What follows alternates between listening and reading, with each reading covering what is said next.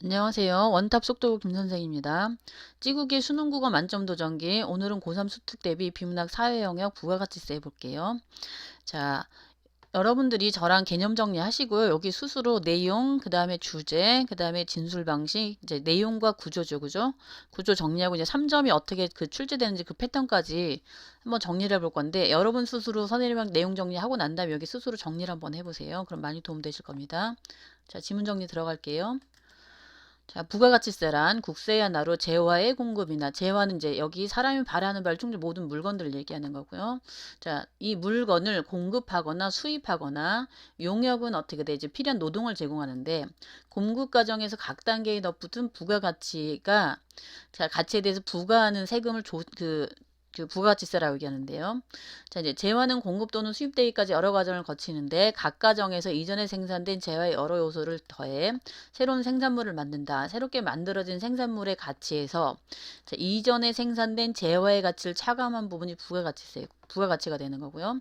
부가가치는 임금, 이자, 지대, 이윤인데요. 자, 이제 부가가치 정의를 먼저 이해해야지 부가가치세가 뭔지 이해할 수 있는 건데 자, 이제 여기 보면은 이런 거죠. 새롭게 만든 생산물 가치에서 이전에 생산된 재화 가치를 뺀 거란 얘기가 되는데, 자, 예를 들면 이제 어부가 2,000원어치 물고기를 잡았어.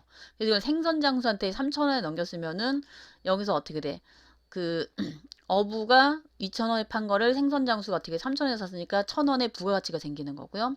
그다음에 이 생선 장수한테 그 생선을 사서 요리사가 요리를 해서 6,000원에 팔았어. 그러면 어떻게 돼? 여기 3,000원에 산 거를 6,000원에 받았으니까 새롭게 이전에 어떻게 돼? 여기 3,000원 이전에 만들어진 거에서 어떻게 새롭게 만들어진 걸 빼면 되는 거죠. 그죠? 그럼 3,000원의 부가가치를 만든 거거든요. 이제 부가가치가 붙일 부 더할까 값과 값치. 그럼 어떻게 돼? 그 값을 더하고 값어치를 더한다 이런 얘기가 되는 거거든요. 그러니까 이제 보면 이제 부가가치는 이런 거죠. 새롭게 만든 생산물 가치에서 이전에 생산된 가치를 차감한 거고요. 종류는 임금, 이자, 지대, 이윤 등이 있다. 그러면 어떻게 이제 종류가 이렇게 되는 거고요. 그럼 이제 부가가치세는 이렇게 물건을 어떻게 돼? 덧붙은 부가가치에 대해서 부과하는 세금이 부가가치세가 된다. 이렇게 이해하시면 되는 거죠. 자, 네, 용역이 공급되는 용역이 뭐라고 했어요? 여기 요거 있죠, 그죠? 노동을 제공하는 거. 과정도 이와 유사한데 용역의 공급은 노동력을 제공하는 것뿐 아니라 시설물, 권리 등을 사용하는 것도 포함한다. 그죠? 그럼 용역의 형태는 노동력, 어떻게 돼? 시설물, 권리 등, 그죠? 자, 이러한 거래에서 세법상의 납세 의무자는 사업자이지만 결과적으로 부가가치세를 부담하는 자는 최종 소비자이므로 부가가치세는 납세 의무자와 조세 부담자가 서로 다르다. 또한 부가가치세는 납세 의무자의 주소지나 소득과 관계없이 부가가치 창출 장소인 사업장을 기준으로 세율이 정해진다. 이렇게 되는 건데 일단은 세율은 여기서 뭐냐면은 과세 표준에서 그 정부가 법으로 어떻게 돼 정한 비율 몇 프로의 세금을 매기겠다 이렇게 어떻게 법에 정한 비율인데 자 이제 부가가치의 특징이 이런 거죠. 납세 의무자와 조세 의무자가 다르다. 그죠? 그다음에 이제 사업장을 기준으로 세율이 부과된다. 자, 이런 건 어려운 내용 아니까 이렇게 정리하시면 되는데 자, 이제 내용을 정리하면은 부가가치세는 무엇이다. 그다음에 부가가치의 정의, 부가가치의 종류. 이런 거는 당연히 내용 묻는 게 나겠고요. 그다음에 용역의 형태도 알아야 되고 부가가치세의 특징은 이렇다. 이제 이런 거 정리해주고 1문단의 지금 그 진술 방식은 보통 부가가치는 무엇이다? 부가가치세에 대해서 어떻게 정의한다. 이렇게 되는 거죠. 그죠? 여기 부가가치 세죠. 세. 세와 부가가치에 대한 정의 이렇게 되는 거고요. 진술 방식은 어떻게 돼? 뜻을 규정해준 정의가 쓰였다. 이렇게 이해하시면 되는 거고요. 자, 부가치수를 계산하는 방법은 크게 가산법과 공제법이 있다. 아, 그러면은 우리가 이제 앞으로 부가가치세를 정의하고 가산법이 무엇이고 공제법이 무엇인지가 나오겠네요. 그죠? 그럼 여기는 일단 가산법과 공제법이 이렇게 분류가 된 거고, 그럼 가산법 먼저 볼게요. 일정 기간 동안에 발생한 부가가치를 구성하는 요소의 값을 모두 더하고 여기에 세율을 곱하는 것이다. 자, 예를 들어, 그죠? 이제, 일단은 가산법은 모든 부가가치를 구성하는 어떻게 돼? 값을 모두 더한 다음에 세율을 해갖고 부가가치세를 매기는 거다.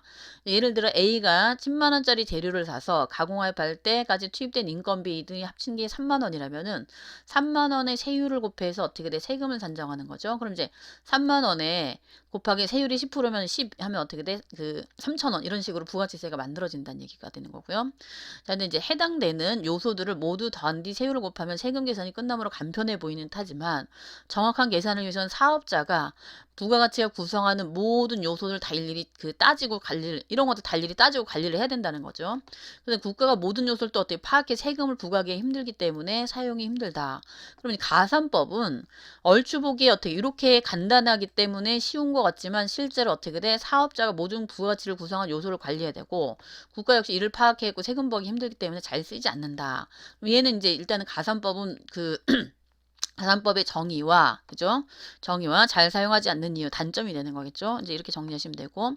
네, 여기 쓰인 진술 방식은 일단은 가산법과 공제법을 분류했고요. 그 다음에 여기 예를 들어 있으니까 예시가 사용됐다. 이렇게 이해하시면 되는 거고. 이제, 그 다음 공제법이 중요하겠죠? 그죠? 자, 공제법은 이전 단계까지의 거래액을 또는 어떻게 돼? 부담세액을 공제하는 세금 계산하는 방법인데, 이제 공제법은 거래액 아니면 어떻게 돼? 부담세액을 공제해서 세금을 계산하는 방법인데, 공제 대상이 거래액이냐 세액이냐에 따라 둘로 나뉘는데, 거래액을 공제하는 방법은 전 단계 거래액 공제법인데, 자, 이런 경우는 일정 기간 동안의 매출액에서 매입액을 뺀 금액에 세율을 곱해 세금을 산정하는 방법이란 얘기죠. 그럼 이제 매출액은 어떻게 물건을 판매한 금액이고요. 매입은 물건을 사들인 금액이 되는 거예요.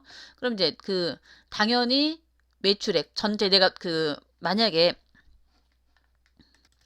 선생님이 설탕을 판다고 치면은 설탕을 공장에서 5,000원에 사왔어. 그리고 실제로 어떻게 돼? 이제 판 거는 7,000원이야. 그럼 매출액은 7,000원이 되고 매입액은 사온 금액은 어떻게 돼? 5,000원이 되니까 2,000원에다가 세율을 곱하고 세금을 매긴다는 거죠. 그죠? 자, 그래서 계산한 부가가치가 세율을 곱하여 부가가치세가 산출되므로 과세가 되는 대상이 어떤 요소로부터 창출된 부가가치인지 납세 의무자는 명확하게 인식할 수 있다는 장점이 있지만 면세제도를, 그죠? 세금을 면제해줘야 되는 경우도 있는데 그런 때 적용하기가 쉽지 않다. 이런 얘기가 되는 거고요. 자, 그럼 공제법의 특징은, 그죠? 자, 일단 공제법은 크게 어떻게 돼? 공제 대상에 따라서 어떻게 돼? 거래액과 어떻게 돼? 부담세액에 따라 공제하는 방법이 다르다. 이렇게 알시면 되고, 그 대표적인 어떻게 돼? 이제 거래액 공제법 같은 경우는 계산하는 방법이 어떻게 돼? 이렇게 매출액 마이너스 매입액 곱하기 세율이 이렇게 되는 거고, 자, 이제 공제받는 방법은 이걸 증빙해야 되는 거고, 장점과 단점 이렇게 정리해 주면 되는 거고요. 그다음에 이제 분류는 공제법을 공제 대상에 따라 전 단계 거래법에 따라 공제법과 그다음에 세액공제법으로 나누는 건지, 분류는 일정한 기준에 따라 종류를 나눠주니까 이렇게 분류했다라고 보시면 되는 거고요. 그 다음에 이제 부담세액을 공제하는 전 단계 세액공제법. 아까는 거래공제법이죠. 그 거래공제법, 얘는 세액공제법인데 일정 기간 동안의 매출액에 세율을 곱해 매출세액을 구한 뒤 이전 단계의 매입세율에 어떻게 세율을 곱해 산출한 매입세액을 매출세액에서 빼는 방법이다. 지금 복잡한 것 같지만 정리해주면은 일정 기간의 매출액에다가 세율을 곱해. 그럼 이제 매출세액이 되는 거겠죠. 그 다음에 이전 단계의 매입액에다가 세율을 곱해. 그럼 매입세액이 되는데 이렇게 매출세액에서 매입세액을 뺀 거를 얘기하는 거예요. 이제 세액공제법은 이렇게 이해하시면 되는 거고, 얼핏 보면 전 단계 거래공제법과 어떻게 돼? 세액공제법은 비슷한 것처럼 보이지만 큰 차이가 있다란 얘기죠.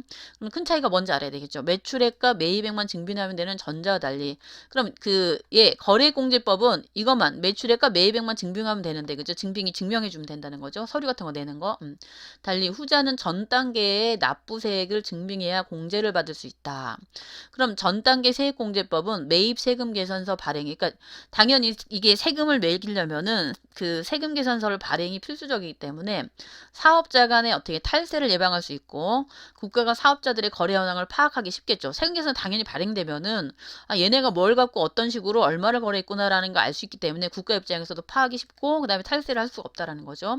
그래서 부가가치세를 면제해 주기가 수월하다. 그럼 이거는 좀 면제를 해줘야 되겠다 하면 어떻게 돼? 국가 입장에서 품목이나 항목을 정확하게 알 수 있기 때문에 면제가 수월하다는 얘기고, 사업자가 부가가치 계산을 위해서 부가가치를 구성하는 요소들, 아까 앞부분에 가산법의 단점이 뭐죠? 가산법 부가가치를 구성한 요소들을 일일이 어떻게 관리해야 되는데 얘는 관리를 하지 않아도 되는 장점이 있기 때문에 우리나라에서 이거를 많이 쓴다는 얘기죠. 그럼 장점이 어떻게 돼? 1, 2, 3이 되죠. 그럼 이거 장점 있는 건 충분히 알 수 있겠죠. 그죠? 그럼 탈세 예방이 가능하고 어떻게 돼? 국가가 거래 현황 파악하기가 용이하고 면제도 가능하고 그 다음에 어떻게 돼? 사업자가 부가가치를 구성한 요소들을 일일이 관리하지 않아도 된다. 이렇게 되는 거고요. 그럼 내용 정리해 보면은 전 단계 세액공제법의 특징과 장점인데, 자, 일정 기간 동안 매출세액에서 매입세액을 빼고, 그 다음에 이제 납부세액을 증명을 해야 되는데, 자, 이런 것들이 어떻게 장점으로 쓰인다. 이건 이제 알고 가시면 되는 거고, 자, 이제 예를 드는 거죠. 이게 제일 중요해요, 여기에서. 그러니까 이 문단에서 지금 우리나라에 선택하고 있는 게 이 방법인데, 그러니까 얘까지 들어 증명하는 건데 예시가 쓰인 거죠. 전 단계 세액공제법과 10%의 부가가치세율을 적용하는 나라에 가불병이 각각 나무공장, 가구조립공장, 판매 매장을 운영하더이자 가분을에게 을은병에게 병은 소비자에게 어떻게 각각의 매출세액을 더한 뒤 110만원, 220만원, 330만원의 제하를 판매한다.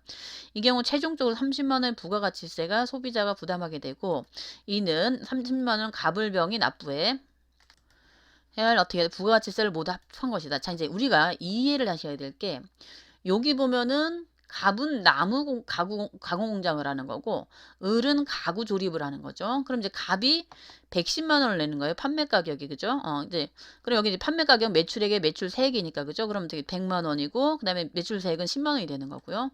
자, 을이 가구국 조립을 해서 어떻게 돼? 이제 갑이 지금 어떻게 돼? 110만 원짜리 부가가치를 만들었는데 을은 여기다가 어떻게 돼? 220으로 했으니까 또 역시 110만 원의 부가가치를 만들어낸 거가 되는 거네요. 그죠? 그 다음에 병은 뭐예요? 지금 이제 뭐를 하는 거야? 판매 매장을 운영하는데 이걸 소비자한테 330에 파는 거죠. 그럼 을이 지금 220에다가 병은 어떻게 돼? 역시 110만 원을 부가가치를 만들어낸 거죠. 그죠? 부가가치를 만들어서 어떻게 330에 판매한 거다. 이렇게 이해하시면 되는 거고. 그럼 당연히 세금은 이제 부가가치세는 당연히 이전에 얘가 지금 어떻게 100만 원에서 10만 원을 어떻게 세금을 납부했죠. 그럼 을은 이제 220인데 여기서 어떻게 20만 원에서 을은 자 매출세액 20만 원이죠. 그죠? 20만 원에서 뭐를 뺀? 매입세액 10만 원을 뺀 어떻게 돼? 10만 원을 납부하게 되는 거죠. 그죠? 그렇게 하고 병은 그 여기 30만 원이죠. 그죠? 매출세액 30만 원에서 매입세액 어떻게 돼? 역시 20만 원을 뺀 어떻게 돼? 10만 원을 납부해 갖고 이 세 사람이 모두가 납부해야 될 금액은 30만 원이 된다. 이렇게 이해하시면 되는 거죠. 그러니까 이제 여기서 부가가치는 얘가 110을 만들었고 그럼 여기서 얘가 어떻게 220을 만들 때는 이걸 이미 세금을 10만 원 납부를 했고 그죠? 10만 원 납부한 상태니까 얘는 10만 원만 더 납부하면 되는 거고 그다음에 얘는 지금 역시 얘네가 10만 원씩 납부가 된 거잖아요. 그죠? 그럼 굳이 어떻게 내가 30을 다 납부할 게 아니고 어떻게 돼? 그걸 뺀 10만 원만 납부하면 된다는 거죠. 그러니까 자기가 덧붙이면서 만들어진 부가가치에 대해서만 뭐를 하면 된다는 거야? 세금을 납부하면 된다. 이 얘기가 되는 거겠죠. 자, 이해하셨겠죠? 자, 그럼 여기에는 진술 방식 예시가 쓰인 거 맞고요. 자, 이제 한번 볼게요. 특별한 경우 부가가치세를 면제하기도 해주는데 이런 경우는 영세율 제도와 면세 제도. 그럼 이제 두 가지 영세율 제도, 면세 제도를 어떻게 돼? 이제 나눠 갖고 설명하는 거고요. 자, 이제 영세율 제도란 매출세액에 대해서 0%, 그러니까 그 세율이 0%란 얘기지. 그래서 영세율이 되는 건데, 자, 영세율 제도를 적용한다. 수출하는 재화에 주로 적용된다. 그럼 세금을 안 매기는 거거든요. 수출하는 물건에다가 세금을 어떻게 돼? 매기지 않는다는 거죠. 자, 매출세액이 0이 되므로 레알 부가가치세도 없어지고 이미 지불한 매입세액도 환급받을 수 있다. 이론에 해당 단계뿐 아니라 이전 단계에서 부과된 부가가치세가 모두 취소되므로 해당 재화 및 용역의 부가가치세 부담이 완전히 없어진다고 할 수 있다. 자, 부가가치세 부담이 완전히 없어진다고 할 수 있다. 영세율 제도로 인해 수출하는 재화의 가격 경쟁력이 높아지고 국외의 소비자는 이중으로 세부담을 지지 않게 된다. 자, 그럼 여기 영세율 제도를 적용하는 이유 중에 하나가 세금을 안 내게 해주는 거거든요. 그러니까 이제 수출하는 물건에 대해서는 저기 부가가치세를 부과하지 않는다는 얘기인데 그 이유는 어떻게 돼? 수출하는 물건에 대해서 가격 경쟁력을 향상시키기 위한 거고 그 다음에 국내에서도 내는데 국외에서 분명히 또 세금을 낼 거 아니에요. 그러니까 국내외 어떻게 소비자가 이중으로 어떻게 세부담을 지지 않도록 하기 위해서 그렇게 한다는 얘기가 되는 거죠. 자, 그 다음에 이제 단 부가가치세법상 신고 의무를 지닌 과세 사업자만이 영세율제를 적용받을 수 있으므로 영세율로 낼 세금이 없어졌다 하더라도 납세 의무자인 사업자는 분명히 부가가치세를 신고를 해야 된다 이 얘기가 되는 거죠. 그러니까 낼 세금이 없더라도 어떻게 돼? 신고는 해야 된다. 이게 특징이 되는 거고요. 자, 이제 면세제도는 그 의무를 면제해 주는 거거든요. 세금 의무를 면제해 주는 건데, 자, 우리가 이제 싼 물건이나 기초생활필수품 이런 거는 세금이 붙으면 비싸지는 거잖아요. 근데 이제 다 같이 예를 들면 이제 생활이 힘드신 분들은 비싸면 어떻게 살 수 있어요? 없어요? 없는 경우에는 어떻게 면제를 해주는 건데, 자, 납세의무를 면제해주는 제도로서 기초생활필수품에 주로 적용된다. 면세제 적용받는 사업자는 원칙적으로 부가가치세상의 납부 의무를 지지 않으므로 매출세액에서 매입세액을 뺀 부가가치세는 내지 않지만 영세율 제도와 달리 이미 지불한 매입세금, 그러니까 영세율 제도처럼 역시 세금은 내지 않아. 부가가치세는 내지 않아. 하지만 차이는 영세율 제도는 그 신고를 하고 뭐를 해야 돼? 그 세입을 어떻게 돼? 환급받을 수 있지만 얘는 어떻게 돼? 환급은 불가능하다. 이 얘기가 되는 거죠. 자, 그 다음에 이제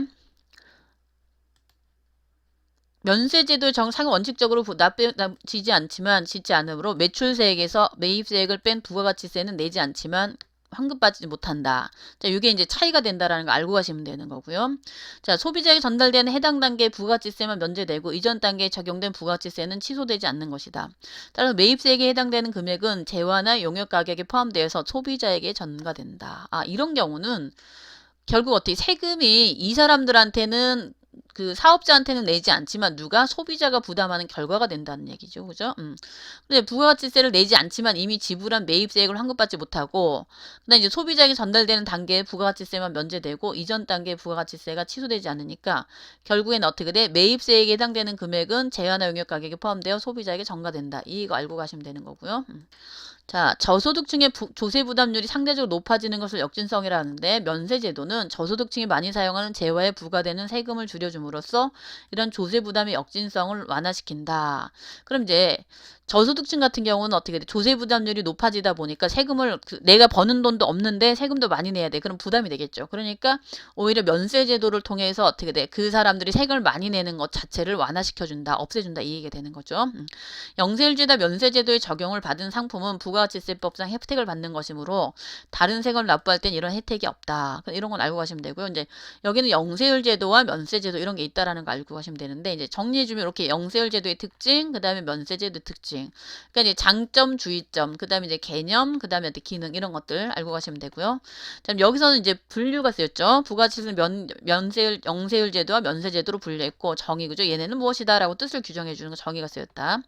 자, 우리나라의 1977년 부가가치세 제도를 시행해 상거래의 투명화, 안정적인 국가재정 확충, 재원 확보라는 효과를 거두고 있다. 부가가치세와 같은 거래세는 일반적으로 국가에 세입에서 차지하는 비중이 크므로 정부의 국가를 어떻게 돼? 정부가 국가를 원활히 하는데 부가가치세가 큰 역할을 한다. 그럼 부가가치세가 사회적으로 어떤 의미를 지닌다? 그러니까 의의가 되는 거죠. 그럼 내용 정리 노트 정리해 볼게요. 위에 선생님이 내용 정리 노트 이렇게 쓴 것들 있잖아요. 이런 것들이 다 이제 그 내용일치 시험 문제로 나는 거죠. 그러니까 이제 가는 부가가치세의 정의 및 과세 대상, 부가가치세를 계산하는 방법, 가산법이 있고 공제법이 있는데 특히 가산법보다는 가산법과 공제법의 차이점 아셔야 되고 공제법에서 어떻게 돼? 전 단계 거래 공제법의 특징과 장단점, 그 다음에 세액공제법의 특징과 장점 이런 것들 반드시 알고 가셔야 되는 거고요. 이거 중심으로 어떻게 시험 문제 나겠죠. 그 다음에 이제 부가가치세 어떻게 돼? 적용 사례, 이거 예시가 쓰였다. 그 다음에 이제 영세율제도, 면세제도. 그럼 우리가 이제 진술 방식도 이렇게 정리를 해주시면 되는 건데, 여기는 주로 예시, 정의, 그 다음에 어떻게 분류, 이런 것들이 쓰였다. 그 다음에 이제 우리가 3점을 예상을 하셔야 되는데, 이제 출제 가능한 3점 유형은 어떤 기업에 어떻게 돼? 이제, 그 매출 매입 사례를 주고, 보기에서 그 예시를 보기에서 예시로 제시를 하는 거죠. 그럼 이제 지문의 가산법과 공제법을 이해했나 못 이해했나 묻기 위해서 그 보기에서 A 기업, B 기업의 매출 매입 사례를 주고서 뭐를 부가가치세를 계산하는 사례가 출제될 수 있는 거가 되는 거죠. 우리가 라에서 어떻게 돼? 예시 사례 참조하시면 되는 거죠. 근데 이제 이런 경우는 기업의 부가가치세가 어떻게 그 산출이 되는지 요거 계산하는 방법들 요거 정리하시면 되는 거고 또 나는 이제 보기에서 A국과 B국의 가산법, 공제법을 선택을 했다. A국은 가산법을 선택했고 B국은 공제법을 선택했다. 그럼 A국과 B국의 가산법과 공제법을 선택했을 때 A국은 뭐가 좋고 B국은 뭐가 좋다. 장단점을 비교하는 문제. 이게 중요한 거거든요.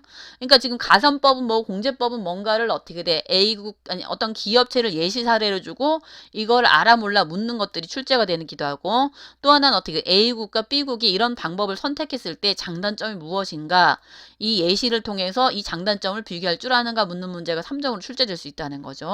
자, 이거는 선생님들이 학교 내신, 그 유형 내신이나 아니면 수능에 출제될 수 있는 패턴에 대해서 얘기를 해주는 거니까 여러분 충분히 알고 가시면 될 것 같습니다. 자, 오늘 부가가치세 분석 마치겠습니다. 감사합니다.